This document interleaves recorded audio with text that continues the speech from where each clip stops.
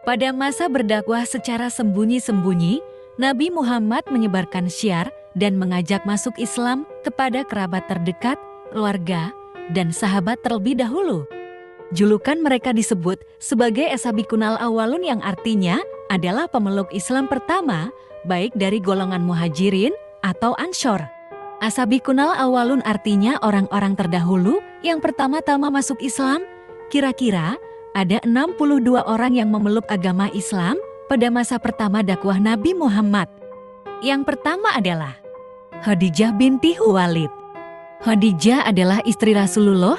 Ia merupakan salah satu yang memeluk Islam di awal masa kenabian dan menjadi tulang punggung Rasulullah dalam penyebaran agama Islam. Yang kedua, Abu Bakar As-Siddiq, sahabat Nabi, pria dewasa pertama yang memeluk Islam, memiliki sifat baik dan penolong, saudagar kaya dan dermawan. As-Sabiqunal Awwalun. 3. Ali bin Abi Thalib.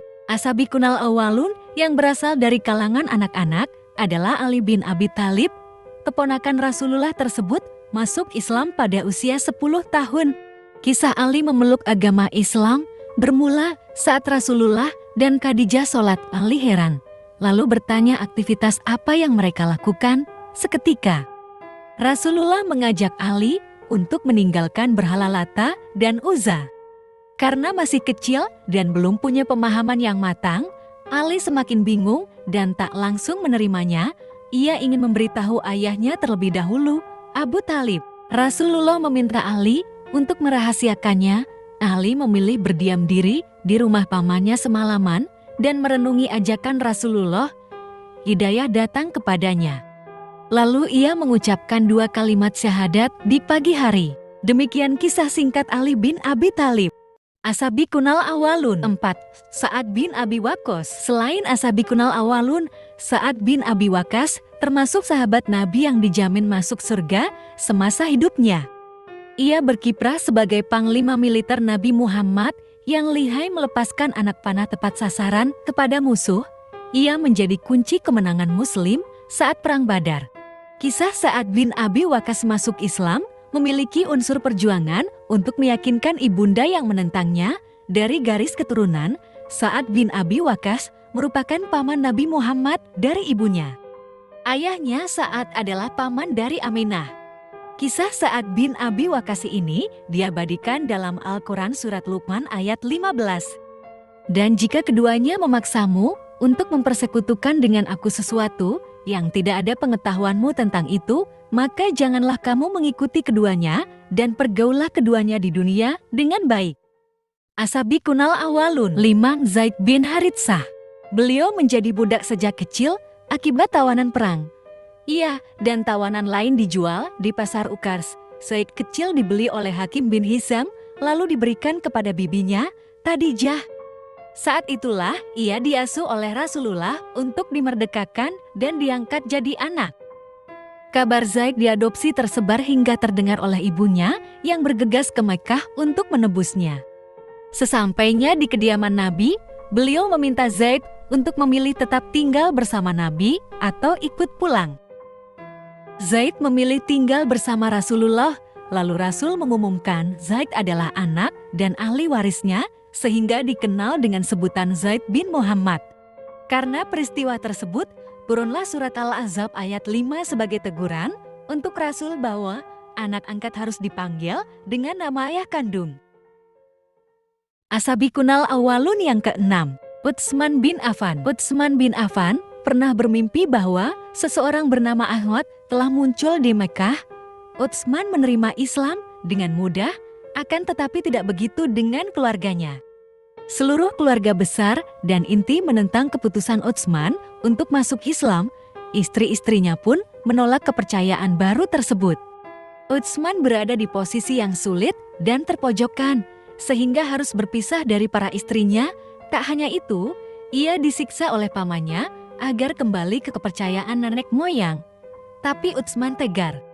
Ia sangat sabar dan yakin bahwa Allah akan mengganti kehidupannya dengan lebih baik. Ia menikah dengan Ruqayyah, putri dari Rasulullah. Kondisi Mekkah semakin tidak kondusif dan hubungan Muslim baru dengan pemerintah semakin buruk.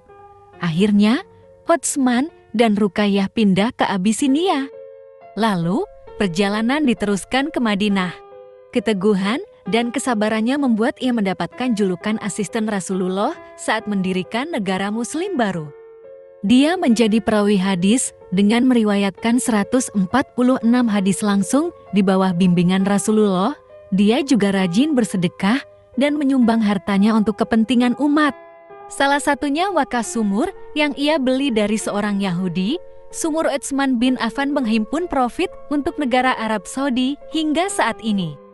Kebaikan lainnya yang tak kalah berdampak yaitu Utsman membeli budak-budak untuk membebaskan mereka dari penindasan dan pelecehan. Zubair bin Awam adalah As-Sabiqunal Awwalun yang ketujuh dan masuk Islam di usia 15 tahun. Ia disebut-sebut sebagai tetangga Nabi di surga bersama Thalhah bin Ubaidillah. Selain sahabat, Zubair bin Awam merupakan sepupu Nabi Muhammad.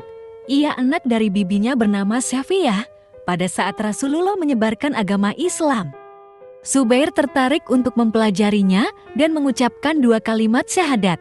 Berpindahnya keyakinan Zubair membuat keluarganya gusar. Pamannya menyiksa Zubair di atas uap api yang panas. Siksaan tidak berkurang sampai Zubair keluar dari Islam. Zubair semakin kuat dan yakin bahwa jalan yang dipilih benar. Ia ikut berperang dan tidak pernah absen berjuang bersama Rasulullah. 8. Thalhah bin Ubaidillah adalah As-Sabiqunal Awwalun yang mendapatkan hidayah dari obrolan masyarakat Mekkah di pasar. Sosok Thalhah terkenal cerdas dan cerdik berdagang sejak kecil. Saat dewasa, ia ekspansi dagangan hingga ke negeri Syam.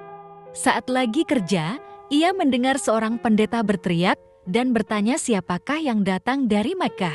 Thalhah menjawab bahwa dirinya berasal dari Mekkah. Sontak, pendeta tersebut memberitahu Thalhah bahwa akan ada seorang nabi bernama Ahmad bin Abdullah yang datang ke negeri penuh kurma dan tanahnya subur. Thalhah pulang lebih awal karena kabar tersebut mendahului kafilah pedagang yang lain. Sesampainya di Mekkah, orang-orang di pasar memang sedang membicarakan Muhammad bin Abdullah. Saat itulah hidayah sampai ke hati Thalhah untuk memeluk Islam. Ia pun mengucapkan 2 kalimat syahadat.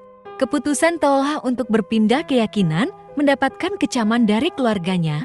Ia disiksa oleh kelompok sesuku, yakni Quraisy, karena meninggalkan agama nenek moyang. Ia berkali-kali disiksa hingga nyaris tewas. Kesetiaan ia buktikan saat Rasulullah dihadang musuh di perang Uhud, sementara di sisi baginda hanya ada 11 orang Ansyar dan Thalhah sebagai seorang dari Muhajirin.